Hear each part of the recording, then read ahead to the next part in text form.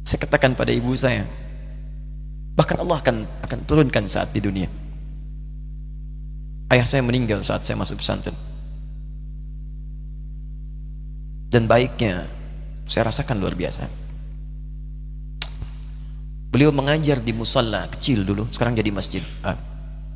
Itu saya selalu di bawah. Beliau mengajar, saya tidur. Sekarang gantian, saya mengajar, beliau tidur. Dan kadang dipangku, gendong sampai pulang. Saya pernah sengaja pura-pura tidur untuk ingin tahu apa yang dikerjakan ayah saya di jalan. Jaga betul supaya nggak bangun. Begitu saya disimpan di kasur dan bangun, diajak bercanda. Saya mau masuk pesantren, beliau nggak sempat ngantar. Saya bertemu, beliau menangis, peluk saya, minta maaf, nggak bisa ngantar ke pesantren. Saya belum mengerti apapun saat itu. Saya bertekad, insya Allah saya belajar dengan sungguh-sungguh. Sepekan 2 pekan saya dapat panggilan pulang. Saya tanya pada kakak saya yang ikut, sekarang ada di sini, di mana ayah? Beliau nggak jawab.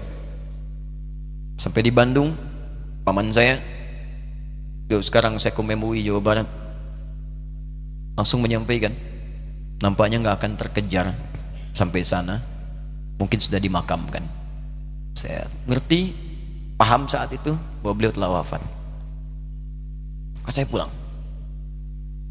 Maghrib saya sampai, saya dapati ibu di ruangan tengah. Saya datangi, saya menahan tangis, tidak menangis sedikit pun untuk membahagiakan ibu saya. Saya datang, saya peluk, saya temani tidurnya. Itu pertemuan saya dengan ayah saya terakhir di mimpi. Saya bermimpi melihat sudah pakai kemeja, tersenyum, mendadahi saya. Sudah. Besoknya saya cari ke kamar, ternyata Allahu Akbar, apa yang selama ini saya pelajari di pesantren, kitabnya sudah ada di kamar semua, sudah disiapkan. Saya menangis saat itu. Saya bawa mushaf. Jadi bapak saya, ayah saya, itu bajunya pun saat wafat dibagikan kepada sahabat-sahabatnya. Bajunya, kitab-kitab ini dibagikan. Ibu saya menunjukkan kemudian ada jam yang nanti nak pakai. Saya bilang, simpanlah. Saya bawa mushaf. Dengan mushaf itu saya duduk di ruangan tengah, saya menghadap ke kiblat dan saya mohon kepada Allah, ya Allah, saya tak punya kemampuan lagi membahagiakan ayah saya saat hidup di dunia, tapi mohon jadikan setiap huruf dalam Al-Quran ini, ya Allah, pahalanya mengalir untuk ayah saya. Begitu saya bacakan saat itu, tak bisa saya berhenti, dan tiba-tiba langsung masuk ayatnya, artinya, posisinya, nomornya, gak pernah berhenti, masuk. Saya bertekad ingin berbuat baik. Puncaknya saya sekolah, ibu, ya Allah, saya ingin berbakti pada ibunda saya. Anda tahu apa yang terjadi? Demi Allah saya katakan, ketika Anda bersabar, ibu saya, bu, pak, itu krisis 97 kan, waktu krisis saya masuk pesantren, saya diberikan sempurna bekal seperti anak-anak lain. Rupanya ibu saya sudah tanya kepada santi-santi, orang tuanya, berapa bekal Anda kasihkan? Dikasih yang paling tinggi itu dikasihkan pada kami tiap bulan. Saya terima. Satu kali libur saya pulang dari jauh, ibu saya tersenyum melihat sedang jemur pakaian, melihat saya. Begitu saya tiba, kaget saya. Ini kok pakaian ibu saya, pakaiannya nggak cocok dipakai gitu. Ini bukan pakaian ibu saya, kayak kain pel lah kalau sekarang. Saya masuk ke rumah, saya kejar, saya buka pakaiannya, lemarinya, saya nggak temukan sedikit pun. Saya kejar kakak saya, dia sudah siapkan makan. Kak perempuan kami yang kedua, mana pakaian ibu saya? Perhatikan jawabannya. Dia menangis saat itu. Dia bilang, mama itu telah menjual semua perhiasan dan pakaiannya untuk pendidikan kamu. Jual. Untuk kita katanya. Jual. Dan bertahan dengan 150.000 per bulan saat krisis. Jadi rupanya ibu saya itu makan nasi sehari cuma sekali. Beliau mengajar, di berangkat sekolah itu cuma makan pisang, minum kopi, makan nasinya malam. Saya bilang, ya Allah, saya akan ganti baju ibu saya dengan kain ihram dan saya gandeng tangannya di Masjidil Haram. Itu apa yang terjadi? Begitu saya kuliah di Libya, alhamdulillah, saya berangkat, saya mulai mengajar, saya serius belajar. Saat itu kemudian Allah mulai berikan jalan. Saya ingin sungguh-sungguh. Malam saya bangun, saya sholat, saya belajar, saya menghafal Quran, saya belajar riwayat Quran. Sampai puncaknya tiba. Saya ditugaskan pemerintah Indonesia saat itu untuk jadi petugas haji di Mekah. Saya telepon ibu saya. Saya bilang, Ma, saya insya Allah akan haji 2010. Saya telepon Februari saat itu. Saya dengar suara, terbayang wajahnya indah, senyuman, bahagia. Alhamdulillah, nak. Kapan berangkat? Tahun ini insya Allah. Saya bilang, dan saya tidak akan pernah berangkat kecuali mama pun akan berangkat. Terdengar nada pesimis tapi senyum. Dari mana katanya? Allah akan kasih, saya bilang. Saya sedang bekerja berusaha karena Allah. Mustahil Allah akan sia-siakan kita. Berapa butuhnya? Porsinya 25 juta. Kapan harus ada? Bulan Juni. Ya, jadi dari Februari ke Juni itu. Ya, Juli bukan Juni, Juli.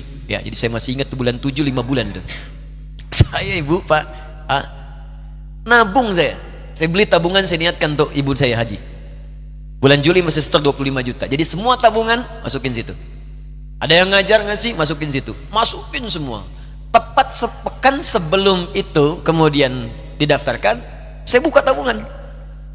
Allahu Akbar, karunia Allah luar biasa. Tadi butuh berapa? 25 juta. Begitu dibuka, Masya Allah, 1 juta. Karena beasiswa nggak banyak, 1 juta.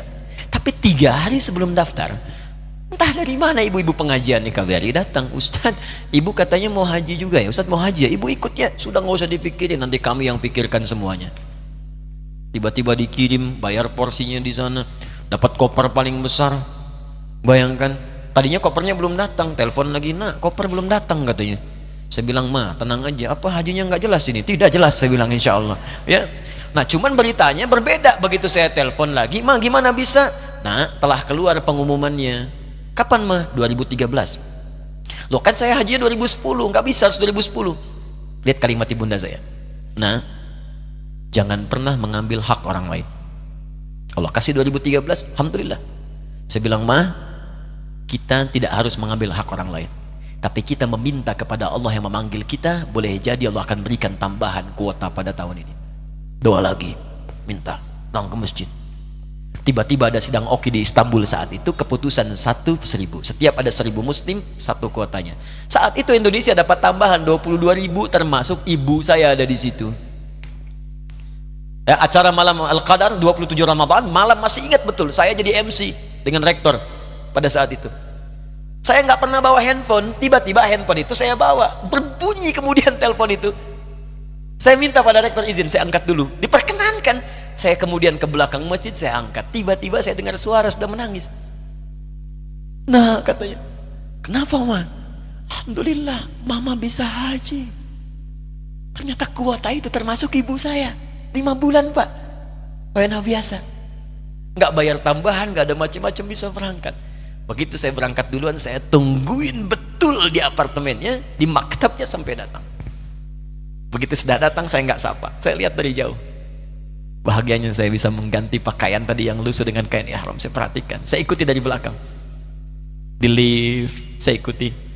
Di jalan, saya ikuti. Begitu sampai Masjidil Haram, saya gandeng tangannya. Ma, kita sama-sama.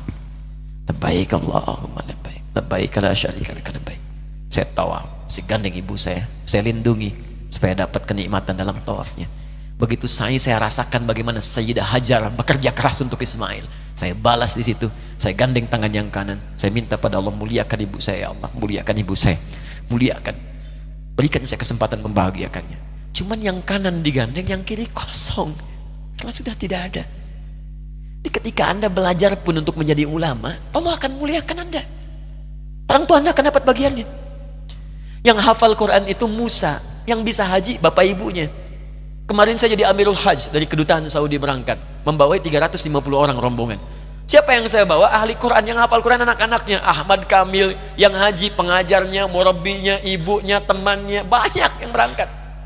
Yang berangkat siapa? Calon ulama. Dijadi ulama itu jangankan sudah jadi, kalau benar caranya, baru bergerak pun Allah pasti akan jaga. Kalau benar caranya. Di satu pertanyaan tadi, pilih mana orang soleh atau ulama? Jangan pisahkan. Karena jadi ulama itu adalah tingkat tertinggi bagian dari orang saleh. Jadi mesti ada yang jadilah di keluarga. Pilih satu mungkin ahli Quran, kedua ahli hadis, yang lain dunia, tapi dunia diniatkan membantu ibadah. Jadi arsitek buat bangun masjid, bangun pesantren, pahala banyak. Insya Allah akan dibuka oleh Allah. Insya Allah.